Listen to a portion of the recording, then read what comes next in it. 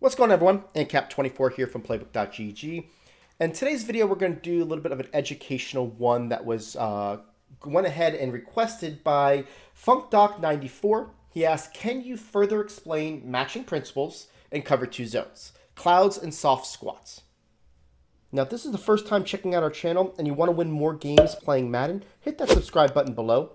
Don't forget to also click that bell icon to make sure you never miss any of our videos. So in this video, guys, it may be a little bit more lengthy, and I apologize that on the front end, but it is going to be something that I believe anyone who watches it is going to get something out of it that they may have not known in the past, okay? It's something that, with us at Playbook GG, we study the patterns, route combinations, what people do in certain situations. And I'm going to give you a little bit of that in this video when it comes to cloud flats, comes to soft squats, and how they react depending on what you put on the field. This is going to be helpful on the offensive side of the ball, and it's going to be helpful on the defensive side of the ball to get more predictable outcomes so you can understand what to look for, okay? Let's start off with soft squats. I got here cover 2 sync. And what you're going to notice is they got the soft squat light blues, okay? Most people will use the soft squat light blues in blitzing situations because most of your main type of blitzes out there that are really popular do have a soft squat shell. Now, soft squats are definitely different than cloud flats because they match differently, they play differently depending on how many threats are on the side of the ball that they are, okay? Now, I'm going to start off in gun bunch. I'm going to go in and out of different formations to give you a lot of different ways of understanding this. I'm trying to teach this the best way possible for you without making it too lengthy. The first thing a soft squat will do, and I want to make sure that you understand this point, they play differently depending on how many threats are on the field in their area and how many threats that go to their particular zone in a specific amount of time, okay? So we're going to illustrate that for people who may not understand what that means just by the words of that, okay? So let's start off with bunch.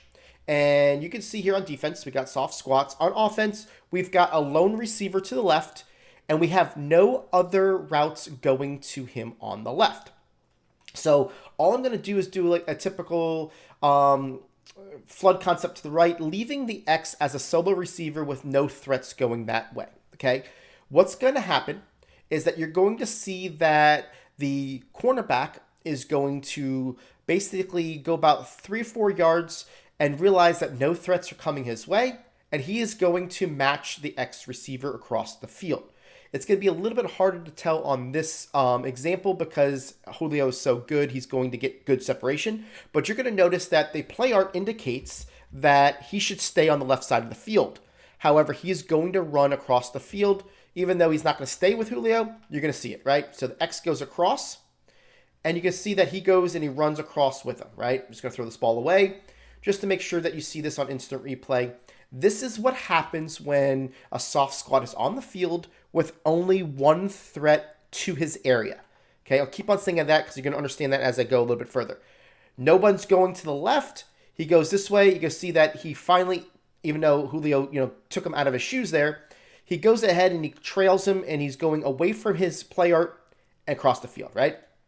So that's what happens with one, okay? Now let's go to gun doubles. Gun doubles weak. It doesn't really matter. Just 2 threats on the left-hand side. All right, so I'm going to call 4 verticals. And what I'm going to show you here is that with 2 threats, soft squat plays different depending on what the route combination is.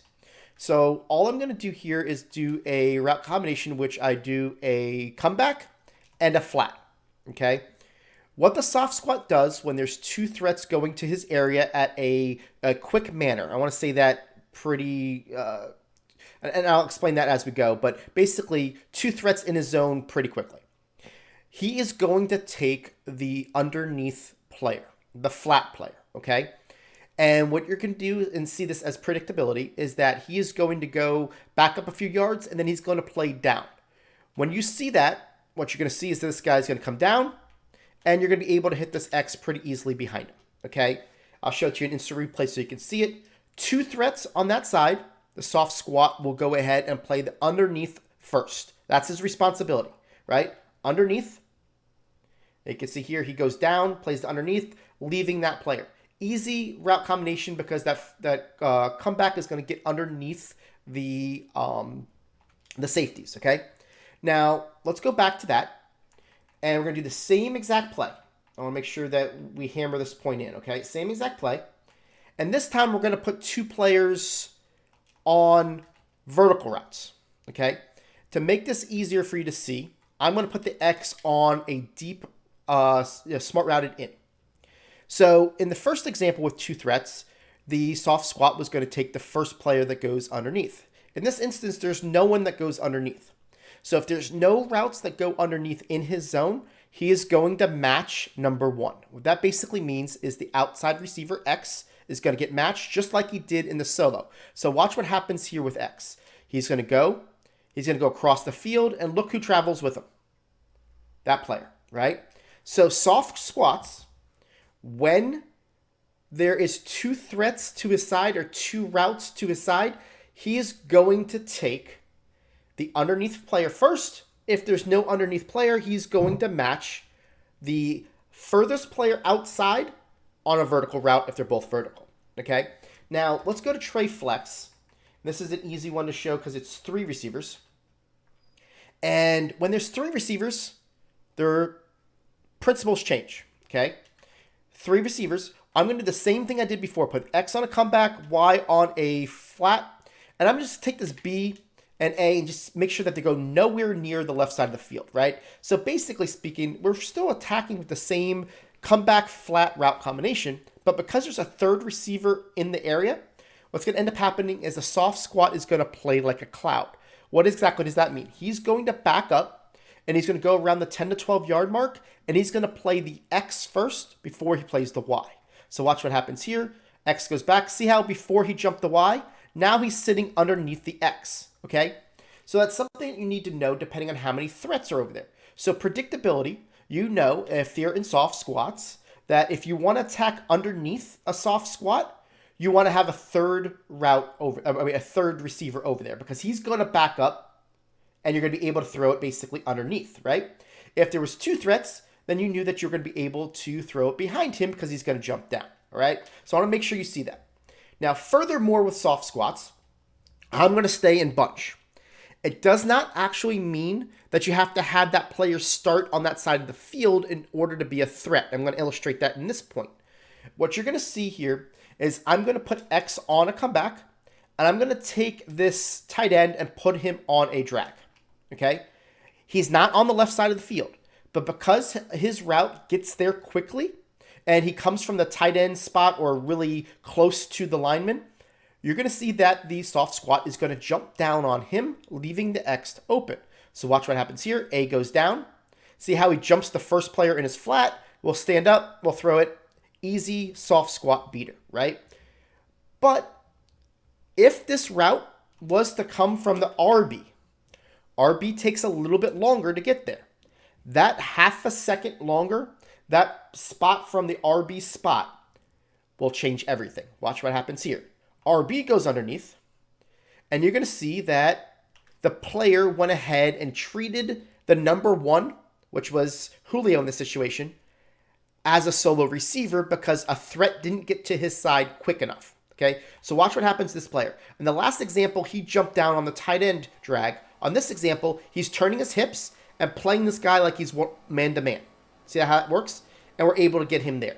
So depending on where the drag came from, changed all the difference in the soft squats principles because of how quickly get there. Another example I'm going to show you is if I just put the Y, which is the running back, on a swing, he's going to get to the outside. He's going to play that player first, and then we're going to be able to play it to this player. Okay? So I want to make sure that you understand all of what happens with soft squats as far as principles of threats in their area in a timely manner. And I say it that way because you saw that 83, the middle player here, did the same exact route as tight end, but because it took him longer to get there, he didn't hit his grid. I put that on quote unquotes because the soft squat is waiting for a certain amount of threats by a certain amount of time before he has to choose to match his player. So hopefully I hammered that in. Now we're going to go back and we're going to talk about cloud flats. and how they work in different route combinations with them. And then I'm going to tell you the difference between how to attack each one when they play similarly. All right, so let's go ahead and look at the cloud flats, and that's going to be your Tampa 2s, right? The ones that are a little bit darker in blue, it says cloud flat on it. Now, cloud flats play very similar to soft squats do when it comes to when there's the 3 wide receivers on that side. Their job is typically to get depth about 10 to 12 yards and then rally back down. Okay, so they go back and then rally down to the flat. They play the cloud first, then the flat, right? Now, what you're going to see is I'm going to do some different things where before, what I told you with soft squats, if you were to put 2 verticals on the field, the soft squat player was going to match number 1, or in this example, the outside receiver X. If a cloud flat, they don't do that. See how they go? There's not a matching that goes with 2 verticals. In soft squat, that player would have went ahead and turned with him, right? So you want to make sure that you see the difference between cloud and soft. Cloud is more predictable. This guy's going to go and he's going to play his art. He lets those 2 guys go. See how deep he got because there was no underneath threat already. We started this play basically around the 40-yard line. He went ahead and did the chuck. That's one thing that you're going to know about cloud flats. Their job is to redirect inside, right? He's trying to redirect that person inside, and he does so, but he does drop until about the 25-yard line, which typically is about a 15-yard drop if there's nothing immediately underneath him. Typically, it's about 10 or 12 if there is, okay? So he usually plays the difference between the 2. Now, if there's a third player, it's the same thing. There's no matching when it comes to just straight up verticals, okay? What I mean by that is these guys, now I got 3 players. It doesn't matter. The guy's going to do the same thing. He comes and rallies back down, right? So soft squats get a lot more matchy, if that makes sense. It's a opportunity to where if there's more than, 1 vertical, that guy is going to match as long as there's nothing underneath him. With cloud flats, they won't. Now, the constant between the 2 are these slot wheels, okay? Slot wheels we've shown you in other videos where you see the wheel from the slot. What ends up happening is he becomes the new number 1. And what I mean by that is X goes up the field, but because the Y trails him and gets up, the cloud flat will match him, okay? So I'm just going to show you this without putting any other routes on the field, that the cloud flat will match the Y receiver. It's the one thing that really will get that. See how he turns with him and runs down the field. So you've seen that in some of our videos before. We know that principle that slot wheels cause clouds to match. So making sure that you understand that, right? If you were doing a soft squat, it's the same thing. The reason for it is that you know that 2 vertical routes, a soft squat's going to match. So X on a streak, Y there, and you're going to see how the player waits for the Y, he becomes the new number 1, and he runs with him. So they do have that in common, that wheels are going to be able to do it. We showed you this play earlier this week. Easy route combination, knowing that if the player is going to match the X, actually match the Y, the A is going to get underneath because we cleared out everything, right? That's why we attack it the way it is, because of the principles of what cloud flats and soft squats will do in that predictable outcome. Now, we can do the same thing with cloud flats if we put a 3rd vertical out there and make sure that we put him deep enough like he is in a smart routed out. If I can get this guy on and out, actually I got to do it beforehand. So let me go ahead and put this guy over, because once he goes in that wing, he's actually a running back. So let me just make sure I do it this way and do it this way. Okay.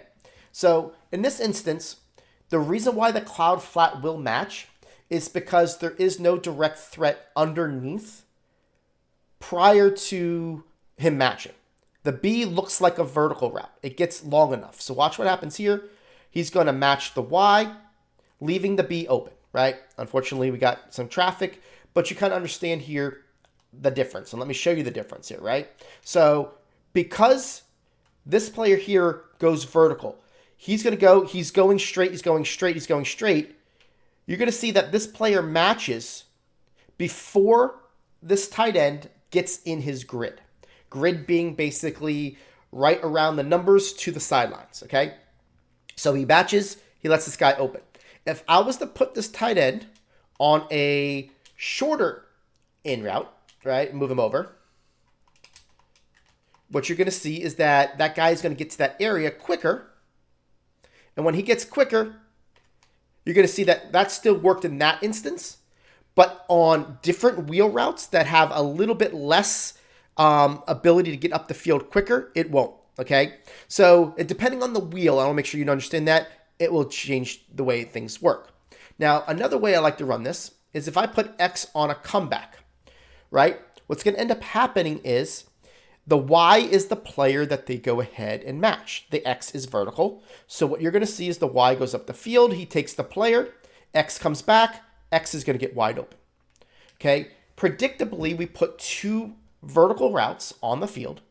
And because the two vertical routes cause matching of the cloud to the wheel, the comeback comes back. It does not matter. There's nobody to cover him, right? So that's an easy route combination to use when you're facing any type of cover two coverage. That has one of these wheels. And I say this one of these wheels because the Y is a different wheel than you would see in a play that has a wheel that goes basically more towards the sidelines and it's more of a rounded wheel. It changes up things because of the timing of it. So I want to make sure you understand that. So clouds will match if you've got two verticals, one being that of a wheel. Soft squats, doesn't matter what it is, it's two verticals they're going to match. So when you face that, those are predictable things. Another thing that I want to show you here, and let me get out of this and go into a different formation, is that it's predictable of who they're going to cover depending on how many threats are there. So let's go ahead and look at this slot offset. We'll see if we can make this work. This is not practice. It's just something that I want to make sure that I show you. So here's cloud flats. If I move this player in and put him on the numbers and put him on a curl route, put the Y on a wheel, okay? This is the only thing I'm doing. I'm just going to get these guys to where they're in the spots right here. You're going to see that this X will get the attention of the cloud flat and bring him to the numbers, leaving the wheel open on a throw. And the reason for that is the cloud flat is going to basically play in this situation inside to out, okay? What you're going to see here is the X is going to stop. You're going to see the guy goes to the Y and basically goes to the inside receiver. I'll show it to you again. That's kind of a bad example, but because I didn't get to throw it. But I want to make sure that you see it from an example in which it makes sense. So the cloud is going to jump the X, leaving the Y open over here, okay? And that is just another principle of clouds.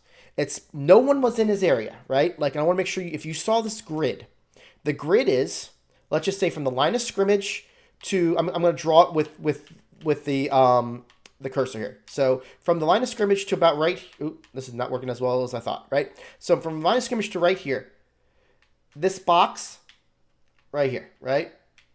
That box is where he's got to play. So if he's in his box, right now he's in the box, right? So this player never hit the line of scrimmage, so he's technically not in the box. So if you drew the box from the 40, a line there, all the way to the sidelines in that box, he's going to jump the player in the box, who is that player, and he's going to, once he's committed to that player, the other one's going to get open. So I want to make sure you understand that as well, and it's going to be an easy throw. So that is something that cloud flats do. We can go ahead and show it to you against cover 2 sync and show you here how they react when it's in same exact route combination when it's in soft squats, right? This guy goes here. See how he jumps to that player, and you get the same thing, right? So both of them are predictable that they do that. So I want to make sure you understand that principle when it comes to cloud flats and soft squats. They play that similar. So at the end of this video, I don't want to give all the secrets that we give away. There's some that I'm going to show you, and then we're going to incorporate in our play game plans on playbook.gg that go ahead and, really get people to play differently than you expected, by using the principles of these, okay? And like I said, I don't want to show you everything, but I think we've shown you enough to at least understand the core principles of these, right? So if you want to get more, make sure you go ahead and check out our next game plan. We're going to show you some different things in that in order to kind of give a little bit more light on the subject when it comes to different route combinations that can help you. So we appreciate you guys watching this video. Like I said, I knew it was going to be long. I know I just kind of cut it off at the end, but I wanted to make sure that you saw the differences between clouds and softs, how to throw against them, why you throw against them. On defense, knowing that, you know, you're going against a solo receiver, knowing how your soft squat's going to react. Knowing if you're going against two receivers, if somebody does not go to the flat, knowing how a route combination is going to react. Like, I want to make sure that you understand this principle. Like, so if I put A on a slant and I'm going against if I'm going against cover two sink, right? The soft squats. If I do something like this and say I put two vertical routes out there, you're going to see that you're going to get somebody to basically go ahead and match the X, right? So he matches the X. Now the A is going to get wide open over here. Well, if you see that two vertical routes on the left side and you're playing soft squats, you have to take that as a user. These are the things that you need to know when it comes to what defenses you're running. Okay, so if people are running certain formations and certain things, knowing your defense inside and out, knowing what your responsibility needs to be based upon what it does. This isn't something that's manipulating coverages. These are basically, the corners have rules they have to follow in order for defenses to work. In the NFL, you don't see this exposure as much because the pass rush gets there quick enough. If they go ahead and max protect and they only run three routes, you need to know what your responsibility is as a middle linebacker user. If you see two verticals on the left and a crossing pattern on the right, you need to know that that's going to be somebody you're going to have to cover because there's no one going to be there. So that's why I wanted to kind of bring this video to you. Again, I don't want to ramble, but I wanted to at least show you the application of this in Madden based upon the principles of it. Now, if you like this video, go ahead and hit that subscribe button and make sure you check out these videos below for the most helpful Madden tips. If you're looking to learn from the best players in the world, head over to www.playbook.gg for the most detailed game plans in Madden.